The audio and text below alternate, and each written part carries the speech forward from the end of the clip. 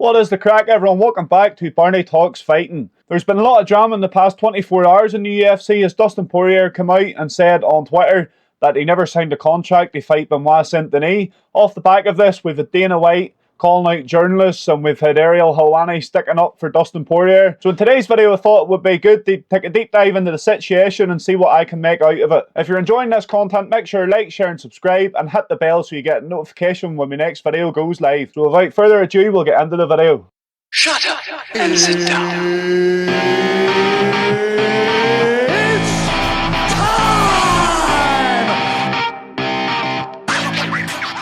So I want to start today's video by taking you through the timeline of events of how this scenario has played out. I'll take you back to the fight announcement and right through to the tweets which we seen discussed yesterday. So on the 6th of January, Anthony Joshua against Francis Ngannou was announced. I know you're probably thinking, what does this have to do with the UFC and the timeline of events? But if you keep that in mind, I'll come back to it towards the end of the video. So we forward on 2 days from the 6th of January, so it's the 8th, and Dana White brings out one of his announcement videos letting us know that on the co-main event of UFC 299, which is in Miami, we're going to have lightweight veteran and former champ Dustin Poirier, former interim champ Dustin Poirier, against up-and-coming prospect in the division Benoit Saint Denis. This was one of many announcements which makes 299 the great card that we're looking at today. Whenever Dana makes these announcements, you just kind of assume that he's making them off the back of making contracts and both fighters have signed the contract. But in this news breaking, it seems that that's not always the case. I have heard rumours of this happening before, and we have seen situations where this has happened before where Dana has announced fights but the fighters haven't actually signed the contract yet. They may be wanting more money or they may be wanting something slightly different about the contract, but they haven't all agreed terms. It seems like there's a miscommunication or Dana's either doing it on purpose. There's a couple of theories on that which I'll get into later on in the video, but you just assume that when Dana White makes these announcements that the contracts have been signed by both fighters and both fighters are happy with the obligations that they have to make. So that was on the 8th of January and it all looked okay. We just assumed that both fighters had signed the contract and that the fight would go on and as it was planned. Then we come to yesterday, which was the 1st of February, and Dustin Poirier puts out a tweet which kind of sends shockwaves through the MMA world. So Dustin Poirier tweets, "My fight's off but still working." Obviously this was a bit of a strange tweet to put out there. Automatically you start thinking, is Benoit Saint Denis injured? If Dustin Poirier is still working, obviously he's not injured. So that was my initial thoughts. I thought Benoit Saint Denis is injured, they'll bring in someone else to fight Dustin Poirier in the co-main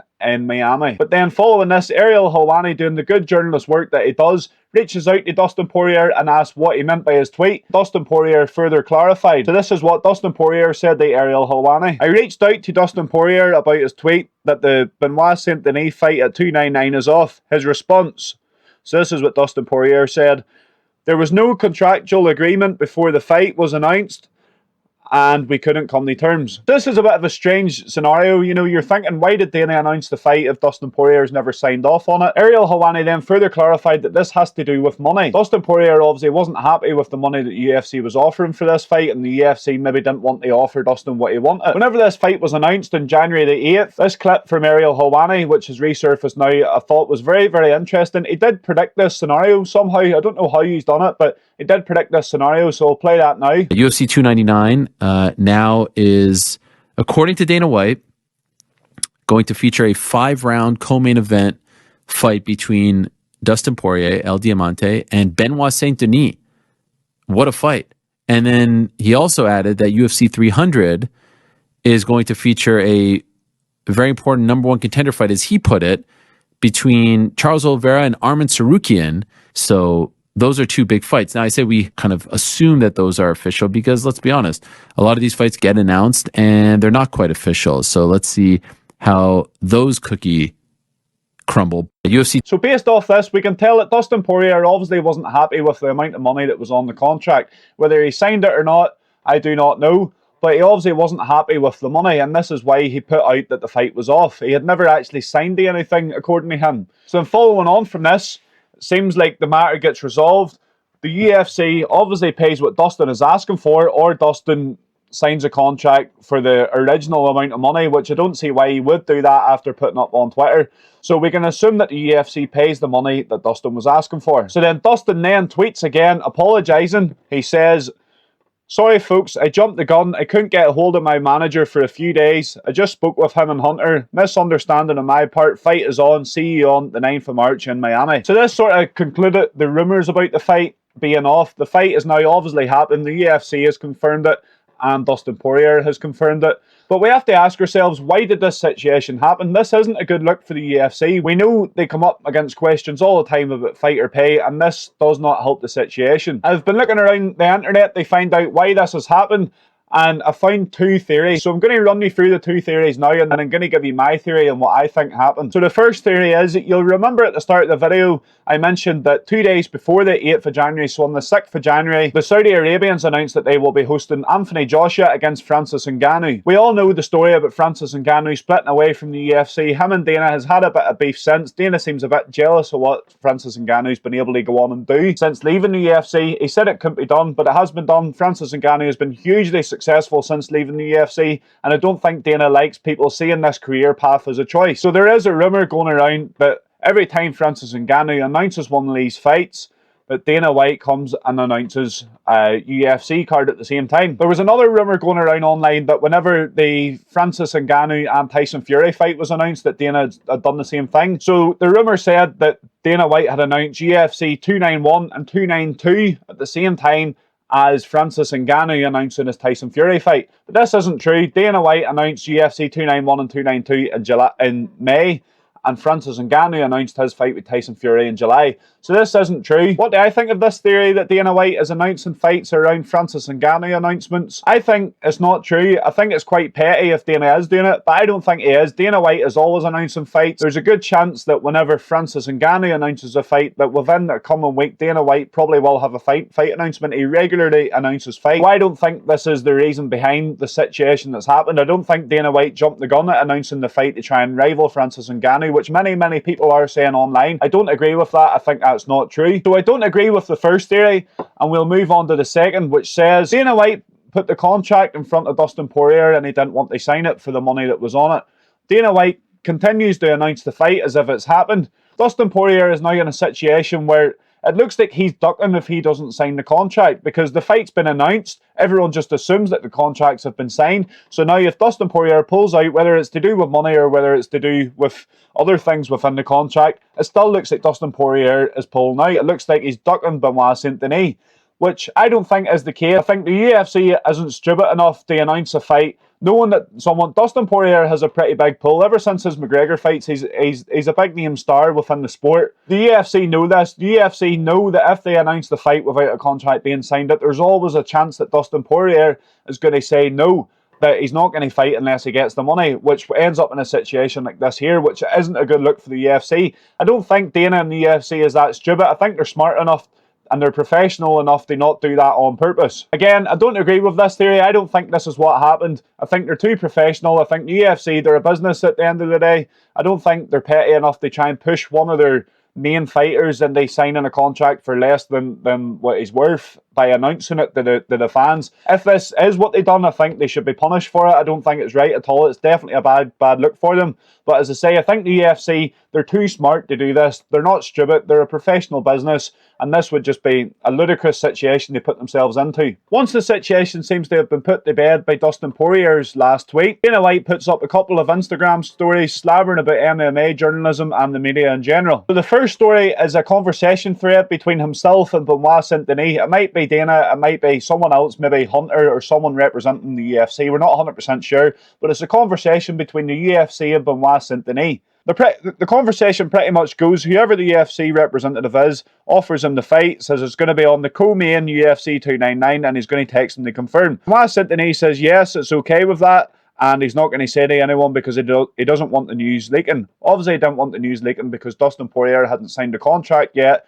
or the other reason is that Dana White wanted to be the one to leak the news, which is both fair assumptions. The UFC representative then goes back to Benoit Saint Denis and says, March, 5 rounds, got it done, we just filmed the announcement, get ready my man. And Benoit Saint Denis goes back and says, great news, thank you very much, let's go to battle. What can we take from this conversation thread? Something that I would love to know is the time difference between the 7th of January when Dana White confirms the fight with Benoit Saint Denis and the previous conversations where he was offering the fight up. If the time difference was a couple of days, I could confidently say that I don't think Dustin Poirier would have signed that contract within those couple of days. He would have needed a bit more thinking time than that, instead of just going rash and signing a contract as soon as the fight's been offered. If the time frame in between these conversations is longer, well then I think there's a good chance there for Dana White to go and speak with Dustin Poirier's camp, or the UFC to speak with Dustin Poirier's camp, and then come up with a deal that they're all happy with. And then Dana White could have went back after some time, once everything's been put to bed, the contract has been signed, and he's let Benoit Saint Denis know that everything's going to go ahead. Dana White then followed up the Instagram story of the conversation thread by having a dig at the media and journalists. And in particular, he had a go at Guilherme Cruz. Guilherme Cruz is an MMA journalist. He's been in the space for years and years. He's one of the best at the game. But Dana White, he obviously doesn't like Guilherme, and he also doesn't like Ariel Helwani. So Dana White pushed on a story. Not sure about the fit he's wearing here. He's wearing the camo trousers and the shoes are the same colour. Not sure about that, but anyway, we'll ignore that for now. He says, "You media guys are such pieces of shit, writing whatever clickbait you can to be first and not right.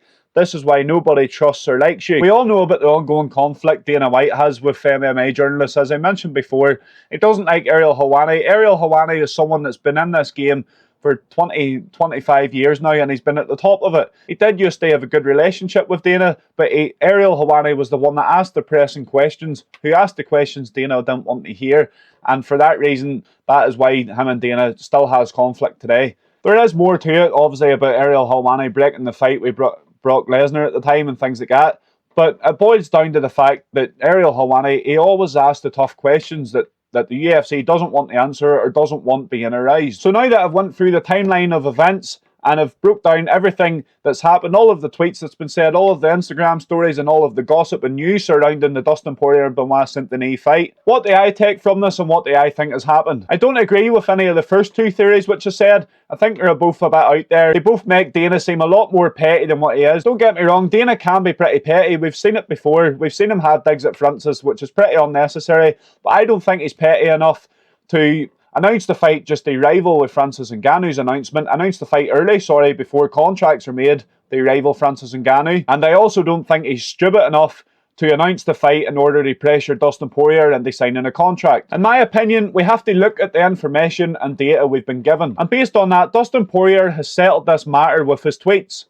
He said he jumped the gun. He has apologised and taken responsibility for this. I'm a big fan of Ariel Helwani, but I think in this situation he's wrong. I do think Dana was right in what he said. I think Ariel Helwani is breaking news here that may not be true. I think this all comes down to a breakdown of communication between the UFC, Dustin Poirier, and Dustin Poirier's manager. Dustin Poirier's last tweet says, "I couldn't get a hold of my manager for a few days." That is the definition of a breakdown of communication. Dustin Poirier obviously wanted to know and couldn't find out because he couldn't communicate with his manager. If what Ariel was saying, that there was a money negotiation problem with this, Dustin Poirier wasn't happy with the money being offered and UFC announced it anyway. If this was the case, why would Dustin Poirier have come out and made such a solid statement after? Dustin Poirier could have come out and says after that it had been resolved. He could have come out and says, yes, the fight wasn't on, I hadn't signed the contract, but now you have signed the contract, there's been new negotiations or there's been new money put forward and this is why I've signed it. So this whole situation is pretty messed up, to be honest. I'm not sure why Dustin Poirier would have put the tweet out in the first place if he couldn't get a hold of his manager.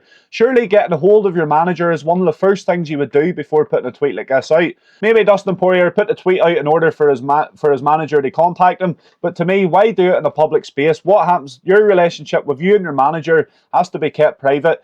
Why would you put it out on Twitter just for a way to get your manager to contact you? It's such a weird situation and there's so many different theories going about at the minute. Again, it doesn't look good for the UFC. They've got all this talk going on about fighter pay and this situation definitely doesn't help the matter. But something we can take away from it is the fight is still happening as the co-main on UFC 299. What a fight it will be, and I am glad it's happening. I thought this was going to be the start of it. We've had so many fight announcements recently for UFC 298, 299 and 300. And there hasn't been any pullouts yet. And I thought this would be the first one. I thought to myself, this is going to be the card starting to dwindle away. We'll maybe get someone put in who's not as good as Benoit Saint Denis, and the fight's not as attractive for the co-main in Miami. But this isn't the case. We're still getting the fight, which is always good. And I'm looking forward to watching it. And I'm hoping the UFC can learn from this. Hopefully they don't announce fights whenever contracts aren't signed. And in the future, when a fight is announced, we know that the contracts have been signed and the negotiations are sound and the fight will 100% happen unless someone gets injured. Thanks for sticking around to the end of the video. If you enjoyed this video, make sure and check back to the Bernie Talks Fighting YouTube channel, where I'll be posting weekly updates and I'll be giving you my thoughts and predictions on UFC cards, and I'll be bringing you all of the latest drama and gossip just like this video. Like, share and subscribe, and make sure and hit the bell so you get a notification when my next video goes live.